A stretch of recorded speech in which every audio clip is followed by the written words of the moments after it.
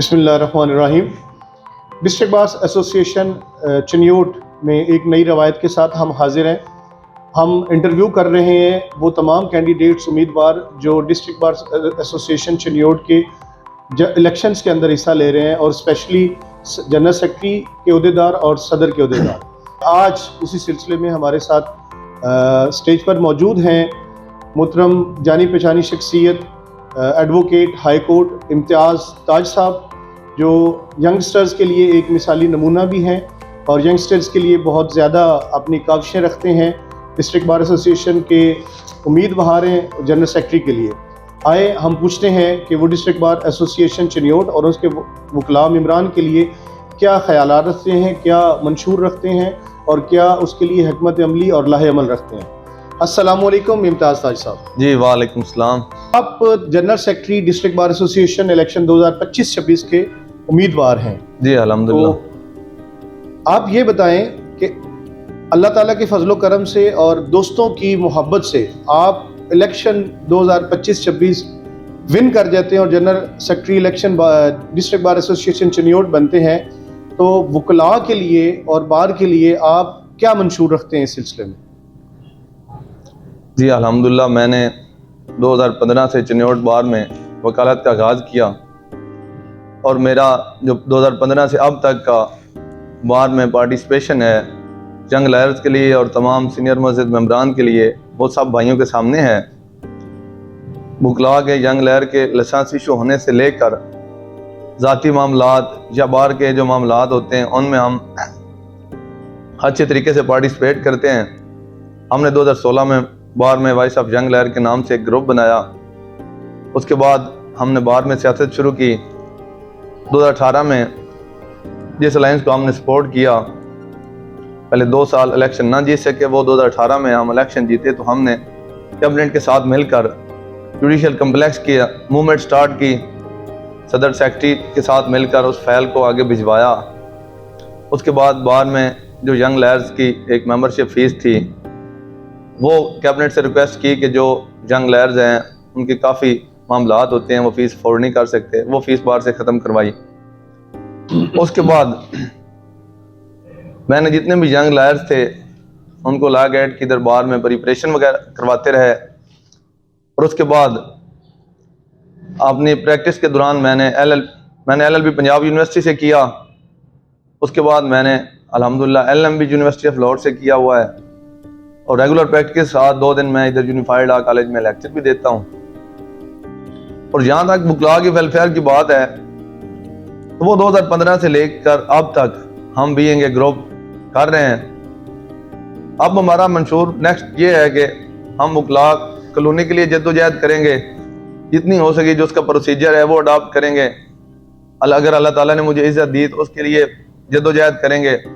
उसके अलावा फैसलाबाद में कुछ दिन पहले एक वकला के लिए एक डेथ क्लेम पॉलिसी हुई थी, उसके लिए हम कोशिश करेंगे जितना हो सका। एक वकील साहब को अगर बीमार होते हैं तो उसको एक कोई बार की तरफ से कोई खुसूसी मावनत होनी चाहिए।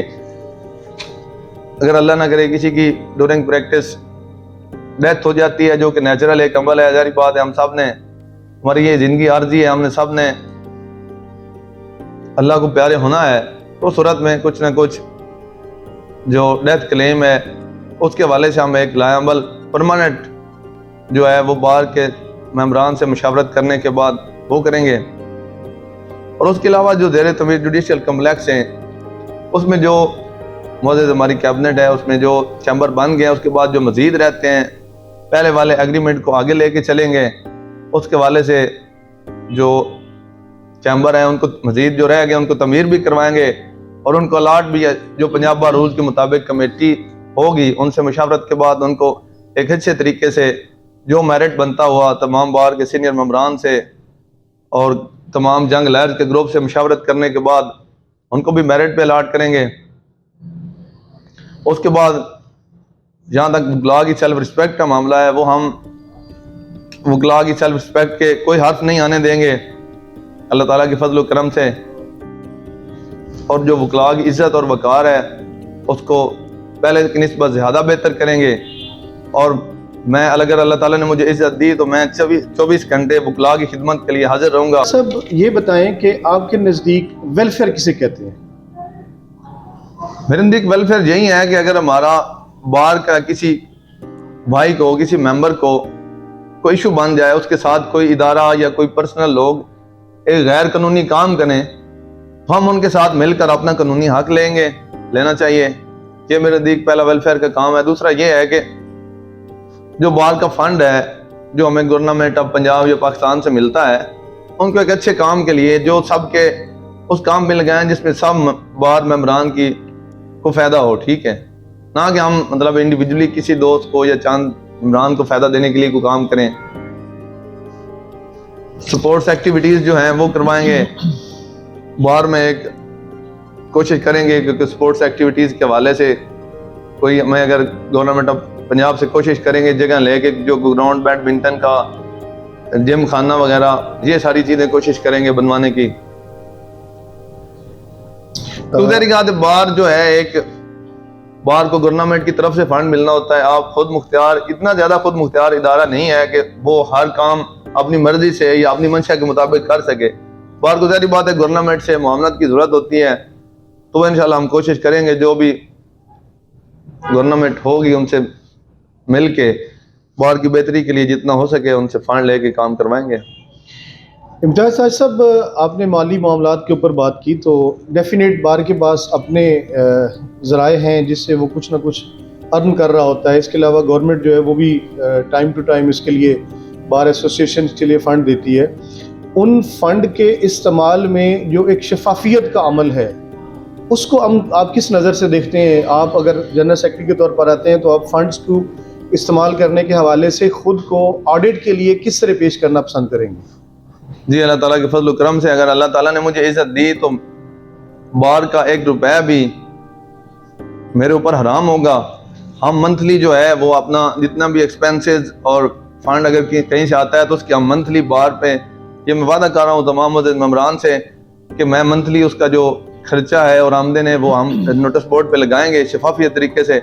बार का कोई भी मेंबर या कोई भी पंजाब बार इदारा हमसे ऑडिट कर सकता है किसी वक्त, और परमानेंट वो है, हम बार का एक रजिस्टर बनवाएंगे अपने साल का, वो बार में इंशाल्लाह रहेगा पूरी जिंदगी, वो कोई बंदा भी देख सकता है। ये कहने की बातें हैं इम्तियाज़ साहब, हम देख रहे हैं कि जब कभी भी बार के अंदर अकाउंटेबिलिटी की बात की जाती है तो बहुत से ऐसे खुफिया हाथ हैं जो अकाउंटेबिलिटी नहीं करवाना चाह रहे होते, मुख्तलिफ हीले और बहानों से उस चीज़ को रोका जाता है। तो हाउ इट इज़ पॉसिबल कि एक लंबे अरसे से जो मामलात नहीं हो रहे, आप उसे कैसे शुरू कर सकते हैं? जी, ये मैं माजी पे तो कोई बात नहीं कर सकता। इंशाल्लाह अगर अल्लाह ताला ने इज्जत दी तो मैं अपने वादे पे कायम रहूँगा। पूरे बार के मस्जिद मेंबरान पूरे किसी भी वक्त ऑडिट कर सकते हैं और हमें ऑडिट पे कोई इतराज़ नहीं होगा। और जो हम ऑडिट का एक रजिस्टर बनाएंगे वो सारी ज़िंदगी के लिए बार में पड़ा रहेगा। जो बार का फंड है वो अमानत होगी और अल्लाह ताला के फजल करम से हम अमानत में ख़यानत नहीं करेंगे अगर अल्लाह ताला ने हमें इज्जत दी तो। इम्तियाज़ साहब, आप भी इस बार के मेंबर हैं। तकरीबन मैक्सिमम जो हमारी बार्स के अलावा जो चिन्योट बार है स्पेशली, इसमें सदर और सेक्रेटरी के अलावा ना तो किसी बंदे को रोल और टास्क दिया जाता है, ना ही उसका किसी रोल एंड टास्क को एक्सेप्ट किया जाता है। तो आप जो बाकी कैबिनेट के मेंबर्स हैं उनकी जो रोल एंड टास्क है, उनकी जो अथॉरिटी है, उसको किस तरह मेंटेन करवाएंगे और मैनेज करेंगे? जी, अल्लाह ताला के फजल करम से अगर अल्लाह ताला ने इज्जत दी तो जो हमारी कैबिनेट की पहली मीटिंग होगी उसमें हमारा एक लीगल पेशन एक्ट है 1973, उसके मुताबिक हमारे इलेक्शन भी होते हैं और हमें पावर्स भी दी गई हैं सदर को, जनरल सेक्रेटरी को और जो बाकी हमारे रिस्पेक्टेबल कैबिनेट्स हैं, कैबिनेट के मेंबर हैं उनको। तो जो लीगल पेशन एक्ट के मुताबिक उनको इख्तियार होंगे वो उनको इस्तेमाल करने दिए जाएंगे, उनके इख्तियार से उनको नहीं रोका जाएगा।